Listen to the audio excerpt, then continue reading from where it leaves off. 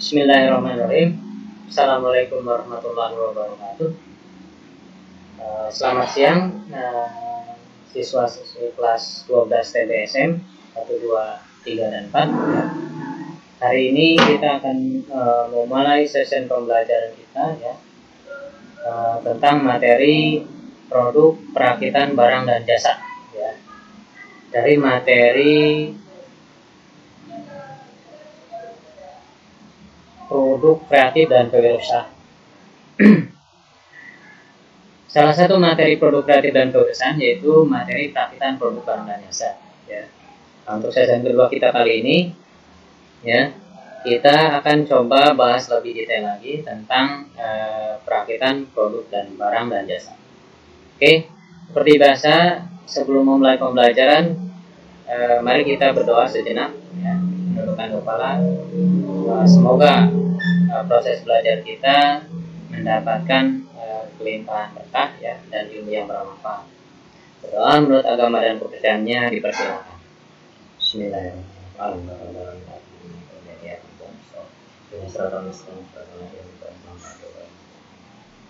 Berdoa selesai, berdoa selesai. Oke, kita lanjut materi sesi kedua, yaitu materi perakitan produk dan jasa. Sebelum memulai materi, kita bahas tentang tujuan pembelajaran. Tujuan pembelajaran materi kita yaitu yang pertama itu memahami pengertian dan prinsip perakitan produk barang atau jasa. Yang kedua itu mendiskusikan metode, macam dan jenis perakitan produk barang dan jasa. Yang ketiga itu mampu untuk mengelompokkan atau menyusun alat dan bahan yang terdiri dari bahan utama dan bahan pendukung untuk produk barang dan jasa. Yang keempat itu mampu untuk membuat alat bantu dengan standar alat dan bahan yang digunakan. Dan yang terakhir itu poin kelima, itu kalian mampu untuk melakukan kegiatan perakitan produk barang atau jasa sesuai dengan prosedur. Itu dari poin-poin itu diharapkan kalian mampu untuk mengaktualisasikannya baik secara teoritis maupun praktisnya Oke, kita lanjut Nah, berbicara tentang produk perakitan barang dan jasa, produk perakitan produk barang dan jasa, biasanya mungkin kalian sudah tahu yang namanya di perusahaan baik perusahaan industri besar maupun industri rumah tangga, industri kecil pasti ada yang namanya perakitan produk barang atau jasa. Tapi sebelum kita melangkah ke arah sana, materi kita coba akan buka dari pengertian perakitan produk barang atau jasa. Perakitan produk barang atau jasa itu hampir sama dengan perancangan proses bagaimana kita melakukan perancangan proses produk barang dan jasa dari awal sampai akhir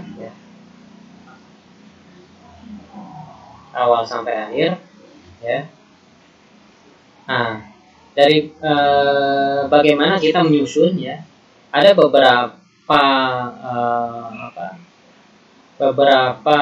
prosedur yang harus dilakukan atau aktivitas untuk melakukan serangkaian kegiatan yang berurutan, dimulai dengan penetapan proses produksi sampai dengan evaluasi atau hasil akhir, atau bahkan kalau di perusahaan itu ada yang namanya finishing proses produk sampai yang namanya ke distribusi produk distribusi produk untuk barang jasa jasa. Nah, di sini ada beberapa prosedur dari perakitan produk barang dan jasa, yaitu yang pertama itu analisa produknya atau jasanya. Terus kedua yaitu penentuan operasi apa yang harus diperlukan atau yang dilakukan untuk memproduksi atau melaksanakannya dan bagaimana cara melaksanakannya. Terus patokan baku atau standar baku apa yang akan dilakukan untuk mengatur pelaksanaan kegiatan tersebut. Nah, di sini ada beberapa fungsi perakitan produk barang atau jasa. Fungsinya itu untuk yang pertama itu menghasilkan sketsa operasi sketsa operasi. Yang kedua itu pengurutan atau spesifikasi. Yang ketiga itu gambar tata letak perkakas. Yang keempat itu lembaran operasi. Yang kelima gambaran awal tata letak kerja. Yang keenam itu sketsa awal tata letak kerja.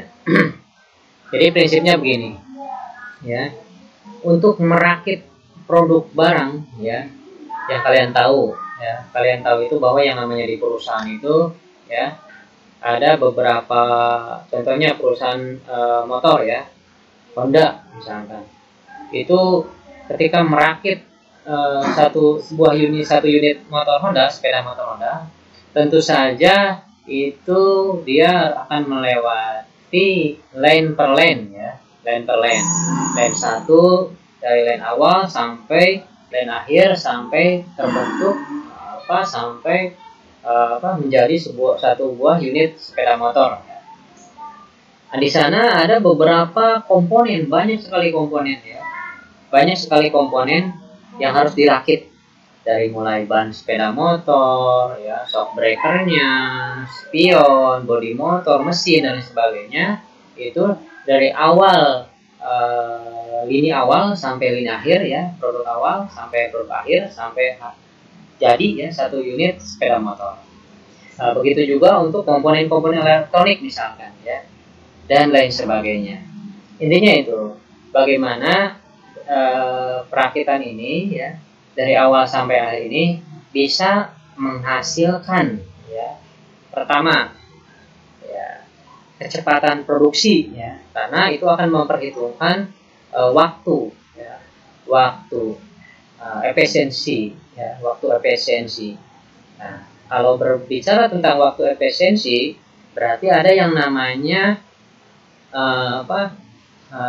proses yang harus diefisiensikan. Nah, gitu, ya. Misalkan dalam berapa menit satu unit motor itu harus sudah jadi, ya. Nah, ketika hitung dalam 1 jam, misalkan satu unit motor itu jadi satu unit itu misalkan 20 menit, ya. Berarti dalam 1 jam itu ada 3 unit motor yang sudah jadi, ya. Nah, itu. Nah, terus misalkan di sana itu ada proses lini efisiensi, ya, dari tiap conveyor 1 atau lane 1, lane 2, lane 3 dan sebagainya, dari jumlah komponen spare part yang harus dipasang, dirangkai, ya, itu diefisiensi menjadi 10 menit, ya. Nah, itu akan berpengaruh dengan upah tenaga kerja dan sebagainya, ya. Nah, itu inti maksud dari proses perakitan produk barang atau jasa, ya. Nah, kita coba definisikan kembali, ya, apa itu yang dimaksud dengan perakitan produksi barang atau jasa. Nah, di sini yang tadi Bapak kita coba singgung, ya, yang dimaksud dengan perakitan adalah suatu proses menyusun, ya, menyusun atau penyatuan beberapa bagian komponen atau part suatu alat atau mesin, ya, yang mempunyai fungsi tertentu, ya. Nah, ini terdiri dari bagian-bagian, ya, part-part, mungkin ada puluhan bahkan ratusan spare part, ya, spare part sepeda motor, ya.